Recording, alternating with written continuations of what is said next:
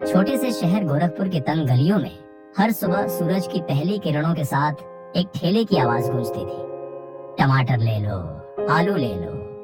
ये ठेला चलाते थे रामलाल और उनके साथ होता था उनका 16 साल का बेटा आरव। आरव का जीवन साधारण था। सुबह पापा के साथ सब्जियां बेचना, दिन में सरकारी स्कूल जाना और रात को छत पर बैठकर सपने देखना। उसका सबसे बड़ा सपना था आईआईटी में जाना।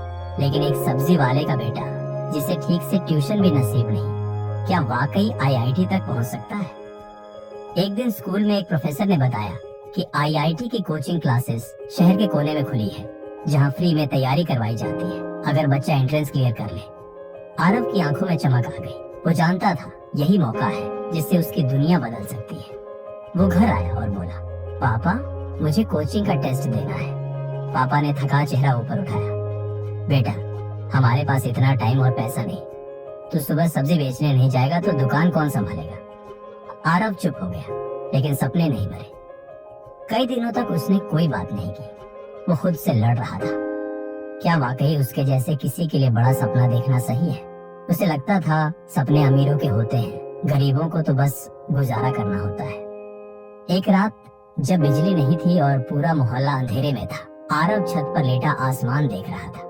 उसने मन ही मन कहा, अगर चांद सबके लिए है तो सपने भी सबके हो सकते हैं। अगले दिन स्कूल में नई मैथ्स टीचर आई, अनुष्का मैम। उन्होंने आरव की कॉपी देखकर कहा, तुम्हारा कॉन्सेप्ट बहुत क्लियर है, क्या तुमने कोचिंग के लिए अप्लाई किया? आरव ने सिर झुका लिया, घर की हालत ऐसी नहीं है मैम। अनुष्का मैम मुस्कुराई, तुम्हारी मेहनत देखकर मैं तुम्हें खुद गाइड करूंगी। शाम को लाइब्रेरी आ जाना। और यहीं से शुरू हुआ उसका असली सफर। लाइब्रेरी की लकड़ी की बेंच, पसीने से भीगी शर्ट और अधूरी नींद। लेकिन आरव डटा रहा। रोज सब्जी बेचने के बाद वो लाइब्रेरी में रात 9 बजे तक पढ़ता। शुरुआत में दिक्कत हुई, किताबें समझ नहीं आती, आंखें थक जाती।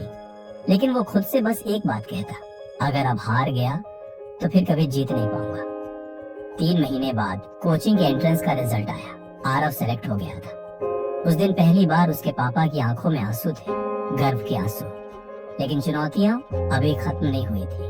कोचिंग में सब अमीर बच्चों के ब्रांडेड बैग थे और आरव के पास था सिर्फ एक पुराना झोला। जब मोबाइल में लेक्चर डाउनलोड करने की बात होती तो वो पापा का बटन वाला फोन दिखा देता और सब उस पे हंसते।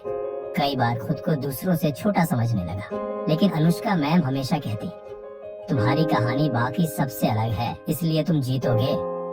रात को नींद में भी सवाल हल करता था और सुबह फिर सब्जी की दुकान पर लग जाता। कुछ दिनों बाद आईआईटी जेईई का दिन आया। आरव ने कांपते हाथों से पेन उठाया। उसने खुद से कहा, मैं किसी से कम नहीं। हर सवाल को पूरी एकाग्रता से पढ़ा। जहां फंसता वहां अनुष्का मैम की आवाज गूंजती, डर से नहीं, दिमाग से लड़ो। यही सोचकर वो आगे बढ़ता गया। परीक्षा देकर बाहर आया तो चेहरे पर संतोष था। रिजल्ट वाले दिन पूरे मोहल्ले की सांसें थमी थी। और फिर मोबाइल पर मैसेज आया, ऑल इंडिया रैंक 432। पापा की आंखों में आंसू थे। उन्होंने आरव को गले लगाकर कहा, बेटा तूने हमारा नाम रोशन कर दिया। आरव को आईआईटी बॉम्बे में एडमिशन मिला। पहली बार हवाई जहाज में बैठा और जब क्लास में प्रोफेसर ने पूछा कौन कौन टॉप 500 से है तो उसने गर्व से हाथ उठाया। वहाँ वो उन बच्चों के साथ बैठा जिनके पास दुनिया की हर सुविधा थी, लेकिन उसके पास था जज्बा, संघर्ष और सपने। 4 साल बाद आरव ने एक नामी टेक कंपनी में नौकरी पा ली। लेकिन उसने फैसला किया वो गोरखपुर लौटेगा।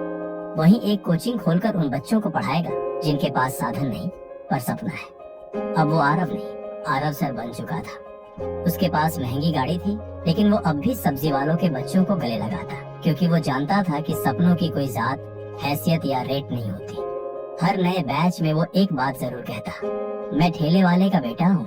अगर मैं कर सकता हूँ तो तुम भी कर सकते हो, बस कभी हार मत मानना। अब आरव के पापा सुबह सब्जी नहीं बेचते। पूरा मोहल्ला कहता है, ये देखो हमारा लड़का जिसने गोरखपुर का नाम ऊंचा किया। आरव की कहानी इंटरनेट पर वायरल हो गई, the boy who never give up.